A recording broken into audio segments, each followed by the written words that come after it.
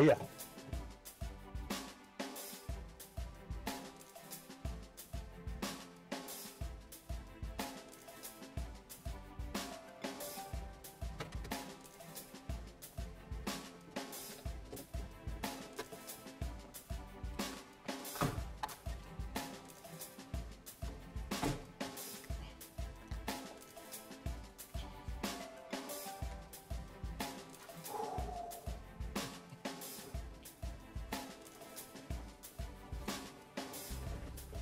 Bali mzee.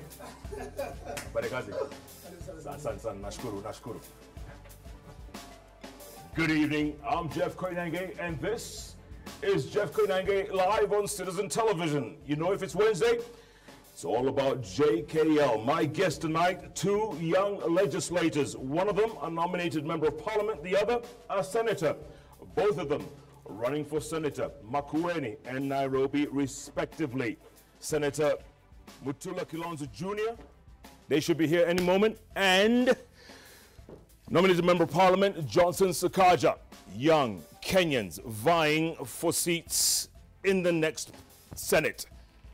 In fact, we're asking you the question, would you vote for nominated Member of Parliament Johnson Sakaja in Nairobi as Senator, and would you vote for Senator Mutula Kilonzo Jr.? Two simultaneous polls. You make the call. SMS number 22422. Or you can tweet us at Koinange Jeff, at Johnson Sakaja, at Mutula Kilonzo Jr., and of course, at Citizen TV Kenya. The hashtag, as always, is JKLive. And JKLive begins right now, tonight.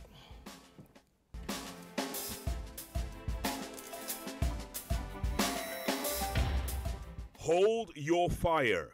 Kenyatta warns Odinga of unspecified consequences for linking army to election rigging. Odinga to challenge ballot papers tender in court, but IEBC vows to stick with printing firm. Nurses' strike turns personal as 3 are arraigned for helping Mathare patients escape. And Kenyan elephants and buffaloes defy poachers to record healthy growth in latest census.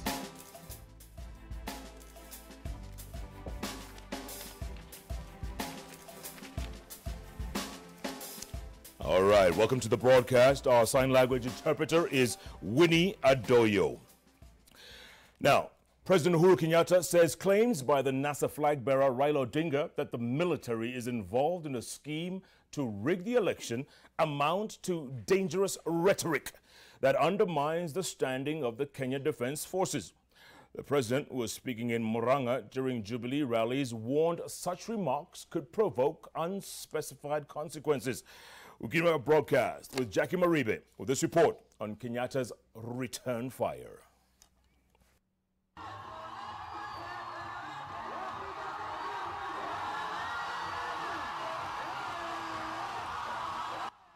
After recharging its batteries for 2 days, the Jubilee Brigade was back on the road with Murang'a County its destination. Their mission to solidify an important stronghold.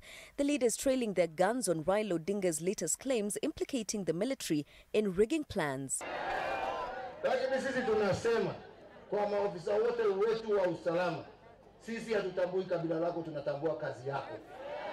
Tunaelewana? Watu wakae imara, wafanye kazi zao bila kuogopeshwa na mtu yeyote.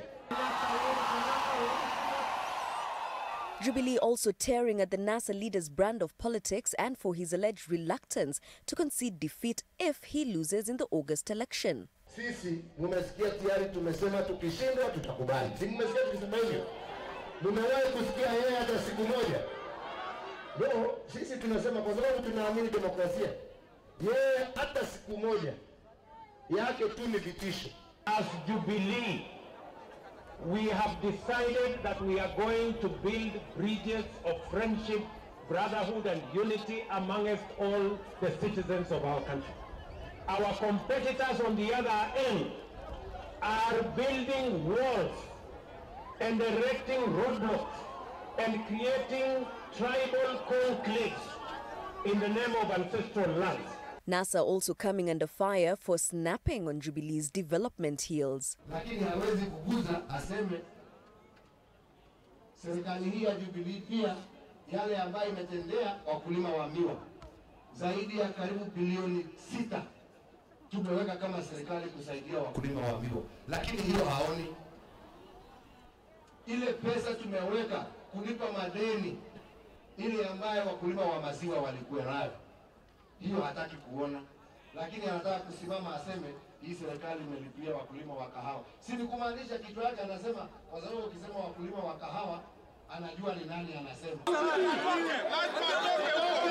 But the weighty dilemma of how to handle independent candidates would emerge. Earlier, at the first stop at Blue Post Hotel, a planned date between the president, his deputy and Murang'a leaders was called off over this. Kiharu legislator Irongo Kangata, the Jubilee senatorial candidate, calling for the ejection of independence. Kenyatta and Ruto would rally for Jubilee candidates while preaching against voter apathy. 10 million strong. 10 million ni kwa sababu kwa kichwa yake tayari ametenga Wakenya wengine, hana haja na wao. Yeye haja yake ni watu milioni 10. Na ndipo sisi tuwasema sisi msimamo wetu kama Jubilee, haja yetu ni Wakenya milioni 45. Na Uhuru Kenyatta mtapatia yeye timu ya Jubilee ambaye atafanya kazi na yeye ili kutimiza hatma na mipango na sera ya Jubilee. Now, Jubilee is keen to solidify a base that already supported them in 2013.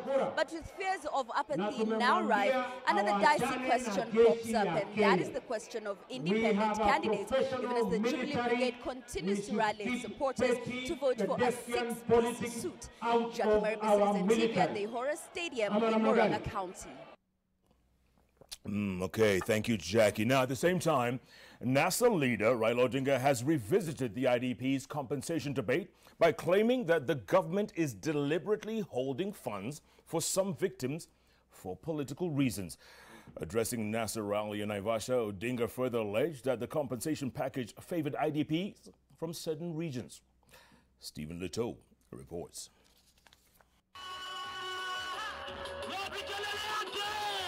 The National Super Alliance tour of Nakuru County today saw the principals address a rally in Olkaria's Kamere grounds.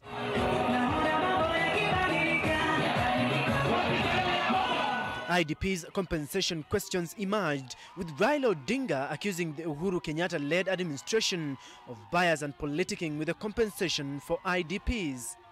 Wengine walipewa 10,000 peke yake, lakini wengine walikuwa napewa 400.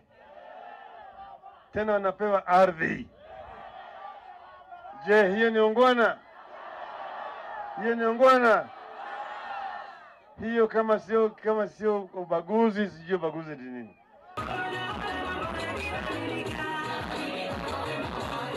Odinga claims over 5,000 IDPs in Naivasha are yet to receive their full share of compensation money and accused the president of delaying the compensation to hoodwink voters into voting for Jubilee.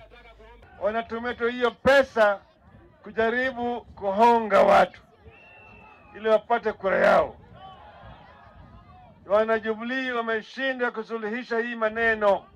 Tukishika hatamu mwezi wa Septemba, mwezi August mwaka huu, mambo hii yote ya IDP tutamaliza kabisa.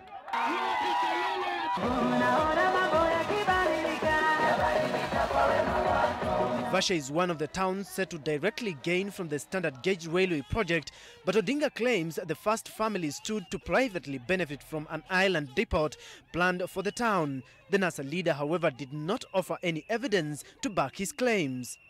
Hakuna kitu yoyote ambayo Jubilee imefanya tangu waingie pale.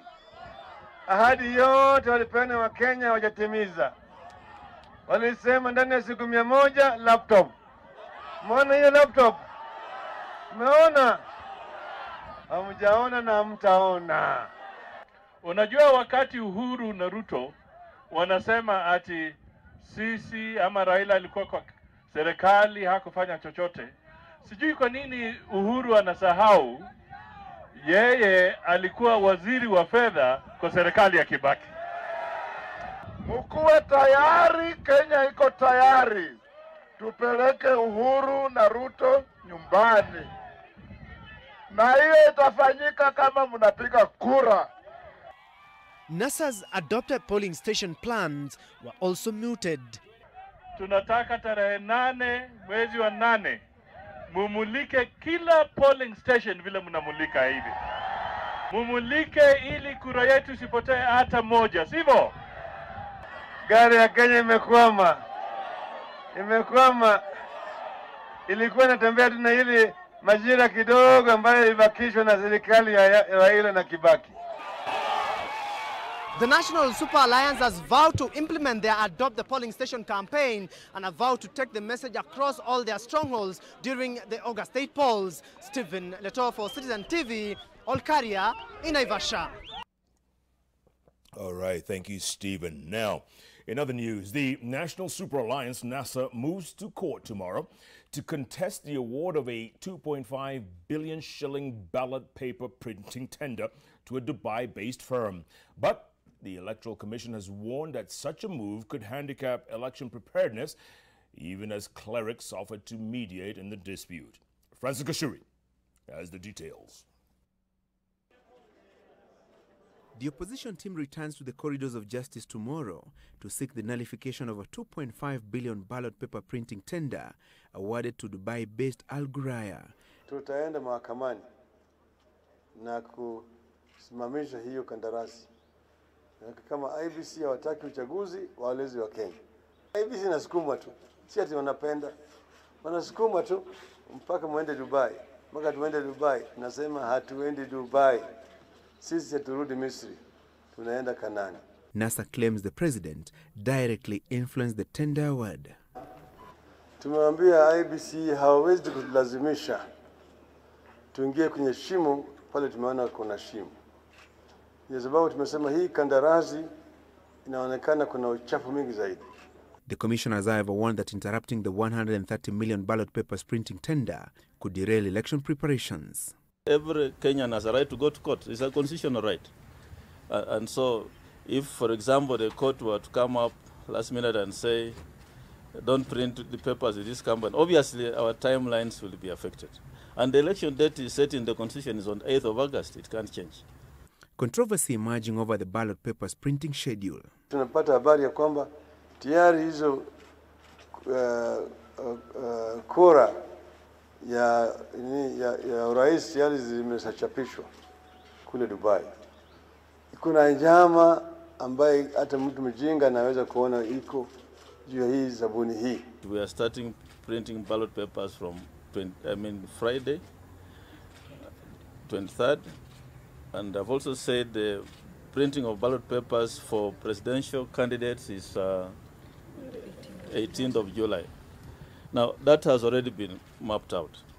The religious leaders have however called for dialogue. This country will benefit a lot if, when matters of contention arise, the disputants and other interested parties acknowledge the significance of dialogue so that people talk and come to a consensus. Of special note is that we urge candidates and their supporters to desist from making utterances that are intended to disparage the Independent Electoral Boundaries Commission, IEBC. The ballot paper printing tender row rages on even as NASA unveiled mechanisms of guarding its votes in an initiative dubbed Adopt a Polling Station. The initiative involves recruitment of at least 5 agents to man each of the 41,000 polling stations to safeguard against rigging and mobilize turnout in the coalition strongholds. We need the 5 people, and these 5 people are also going to be linked to our communication network. As you know that we are doing a parallel tallying of the results. Watu watano hawakubaliwi kuwa ndani ya polling station. Mtu moja at a time for each candidate. Hiyo ndio arrangement iko kwa polling day. Francis Gashuri, JKL. All right, thank you, Francis. Now, the Electoral Commission is from tomorrow expected to rule on the fate of 14 candidates who have been accused of inciting supporters to violence or vandalizing their opponents' campaign materials. A 5-member committee of the commission today presided over emotional hearings in which politicians pleaded for the punishment of their opponents. Sam Gituku reports. Professor Philip Kaloki. And Chair, when he looks at me, I'm scared already when he's here. Chairman. It's the cry of Kibwezi East MP Jessica Mbalu, who now can't stand the sight of former MP Professor Philip Kaloki of the Jubilee Party. I'm already scared, Chairman. Please don't allow me just even to stand here. The incident. Fear allegedly instilled after their two cams clashed at Makutano area of Kibwezi, hours after being cleared by IEBC to contest for the parliamentary seat. When I was clearing Mr. Kaloki, the Honorable, Jessica was way far ahead at Mutitwandi when Kaloki was at Kambo. So how they came to meet at Ndongoni, I don't understand. There was a different margin of 2 hours. The IEBC Code of Conduct Enforcement Committee will rule on the matter on Thursday. Close to 3 weeks after the Bungoma chaos that left 1 dead, Governor Ken Lusaka has accused his rival, Wycliffe Wangamati, of planning the violence against his convoy. The video here shows clearly those who are carrying rungus were in red T-shirts of Jubilee. So we also will give videos, so then you can look at them and see who are carrying maybe bigger rungus and who are carrying stones, because we also have videos. IEBC is set to rule tomorrow morning. With the battle against independent candidates going mainstream from major political parties, Neto Adola, an independent candidate in the Rarieda constituency of Siaya County, was at pains to explain why he has been using colours similar to those of his former party ODM and images of Raila Odinga in his campaign. I'm aware that some candidates want to benefit from both sides, from independents and their party candidates for the...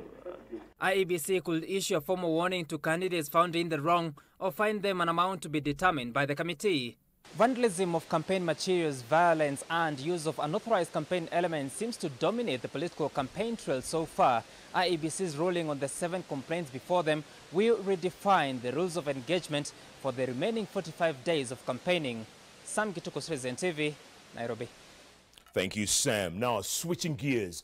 And plastic bag manufacturers have 2 months to declare their stocks before the ban takes effect on August the 28th. Environment CS Judy Wahungu says the move will help the government to monitor the phasing out of plastic packaging ahead of the country's bold step on environmental protection. Sylvia Chibet has more. The government has had enough of the plastic bags menace, and after several attempts to legislate a ban, a Gazette notice banning plastic carrier bags takes effect on the 28th of August this year. We've asked the manufacturers, and they're here, they will speak, to actually declare their stock. And then once they declare their stock, we will know how to move forward. After the ban, stocks automatically become waste material. It's a blow to the Kenya Association of Manufacturers, and particularly the companies that until now solely manufacture plastic bags. The stocks which are there, of course, we have 176 plastics manufacturers who are registered with us, but we have many more who are not members of KM. So the quantities that are being manufactured and the stocks that are being held, for sure they are huge and they are enormous. According to a 2010 survey, plastic bag use in Kenya was at 24 million per month.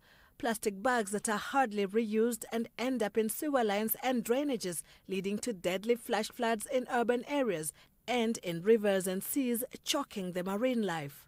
The quantity of those bags, if you are not careful, in the next 30, 50 years, we will be exceeding the quantity of fish in the ocean. Urban abattoirs are also reporting that on average, slaughtered cows have 5 plastic bags sitting in their stomachs.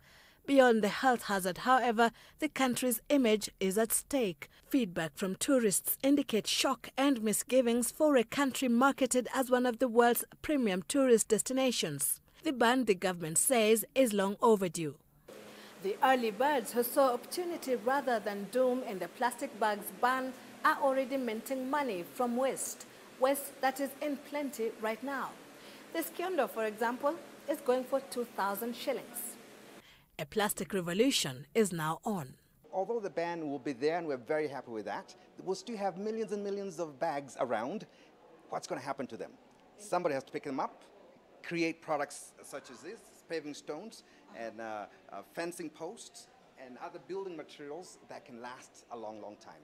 And one of our special projects is not just the construction materials. We have a very special project that will sail a boat, the first ever dhow that's going to be made from flip-flops and from recycled plastic. Sylvia Tibet, Citizen TV, Nairobi. All right, thank you, Sylvia. Now, the High Court has overturned the IEBC's decision to bar Wiper gubernatorial candidate for Machakos, Wavinya Ndeti, from vying. Here's that and other stories in our news roundup with Wilkiston Yabwa. On Wednesday morning, the High Court overturned an IEBC committee ruling barring Wiper Party candidate Wavinya Ndeti from vying for the Machakos gubernatorial seat. The court faulted IEBC for failing to consider the existing coalition agreement between Wiper Party and Chama cha Mapinduzi in its decision. An IEBC tribunal led by Chairman Wafula Chebukati had ruled that Wavinya committed an electoral offence by being a member of two political parties at the same time.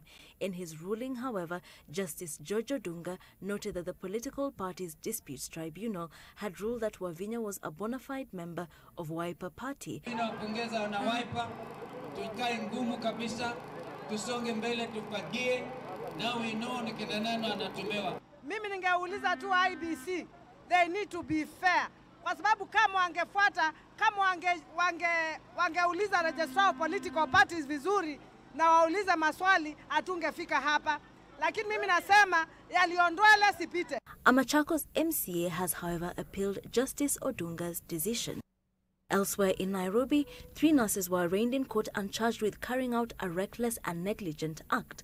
On the 16th of June, as the second week of the nurses' strike drew to an end, the 3 Isaac Karanja Maina, Jacqueline Rebecca Allo, and Jacqueline Obonyo are reported to have unlocked the gates of Mathare Hospital, endangering 81 male patients while facilitating the escape of 18. The 3 denied the charges before Senior Principal Magistrate Martha Mutuku and were released on a bond of 500,000 shillings each, with a surety of 200,000 shillings.